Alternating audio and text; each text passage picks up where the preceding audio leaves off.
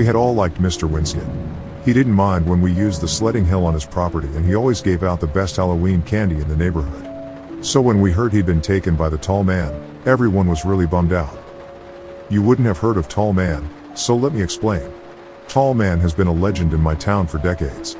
Those who claim to have seen him say that he is over 9 feet tall, slight, and pale, with an exceedingly polite smile. My dad told me that Tall Man is a collector. He likes things. Dad says his favorite things to take are sad people, empty buildings, and dreams. I have to admit, he's stolen away my dreams more than a few times. When Mr. Winskett didn't show up for church on Sunday, nobody thought it was weird. Then when Monday rolled around and he wasn't at work with my dad, people started to whisper. My parents thought it was odd, but not particularly concerning. But then the rumors started that Tall Man had gotten him. A kid in my class even said that he had seen Tall Man in Mr. Winskett's house through a window. I told my parents what Jake had seen, but they only laughed. Tyler and I biked by Mr. Winskett's place every day after school to get to our friend Rory's house. We never stopped in front of Mr. Winskett's to try and see Tall Man through the windows like Jake had. We never even slowed down. But one day we played too late at Rory's. Since we didn't want to bike home in the dark, we called our parents and asked to sleep over. Tyler was allowed to. I wasn't. I tried really hard not to look as I biked by Mr. Winskett's cul-de-sac. I almost made it, but my curiosity forced a backwards glance at the house. The lights were all on and my eyes were drawn to the face in the window immediately. I saw Tall Man looking back at me. I choked in a panicked breath and my foot missed the pedal as I tried to speed away on my bike.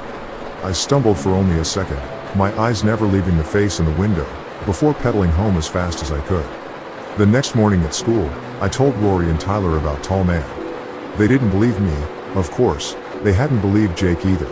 I knew I had to show them, otherwise they would think I was a liar. We waited until dark and then biked to Mr. Winskett's cul-de-sac. Tall Man was there, as I told them he'd be, watching us from the window above the front door. It was such a tall front door that I thought Tall Man must have been 10 feet high to see out of the window above it. He was almost smiling, but his expression betrayed a certain displeasure. Tyler fell off of his bike. Holy shit. Run. We did. As soon as we cleared the cul-de-sac, we all began talking over each other in a flustered panic. I can't believe we saw Tall Man. Did you see the look on his face? We have to tell the cops. We went back the next morning with more friends, but Tall Man was gone. We went back the next day, but again could see no one behind the window.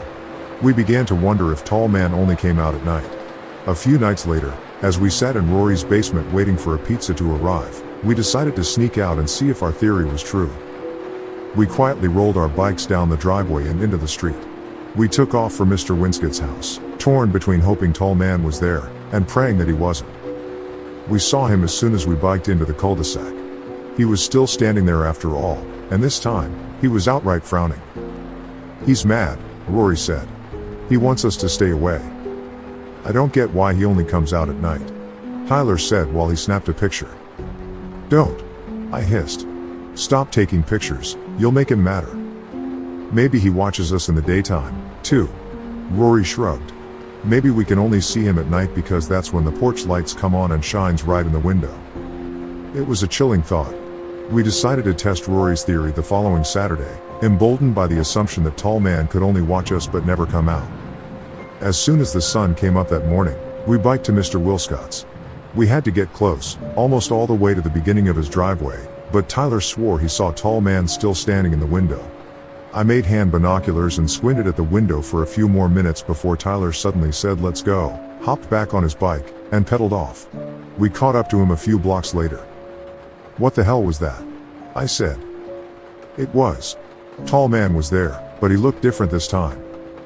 Like how? Rory asked. I don't know, he looked angry or just wrong somehow. It was days before we could convince Tyler to go back to Tall Man's house, and even then he insisted on taking his teenage brother Matt with us. Matt wasn't impressed with our stories at all. He didn't believe us, but he came anyway, for Tyler's sake. As soon as we got close enough to see Tall Man in the window above the door, Matt got off his bike. He stared and squinted, and stared some more. He got closer, closer than we had ever dared to go at night.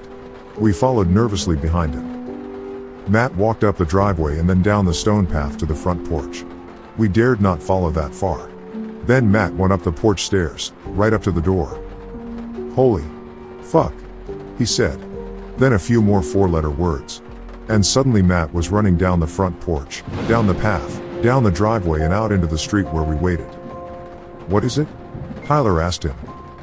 "There is no tall man," he said, out of breath. "Call the cops.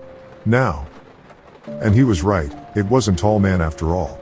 We stayed long enough to watch the police break down the door and cut the rotting corpse of Mr. Winskett from the ceiling where he had hung himself from a lamp fixture in his foyer. The body had decayed as if it were melting in the days we had watched it from the road. Mr. Winskett had written no note and made no goodbyes, leaving behind only the sad imprint of a divorced, middle-aged man suffering a sad, well-hidden depression. It was weeks before the town lost interest in the tragic suicide and months before kids stopped asking us to describe the body in all of its gory detail. Eventually, even Tyler and Rory stopped talking about it. Everyone had moved on. Everyone except me. See, there was one detail that always bothered me, one thing I never told Rory or Tyler. It was about the first time I'd seen Tall Man, the time I'd been alone. The thing was, I'd seen Mr. Winskett that night. He'd been sitting alone in his kitchen eating dinner. But I'd seen something else, too. In the upstairs bedroom window, there had been an impossibly tall, impossibly pale man staring back at me. And he'd been politely smiling.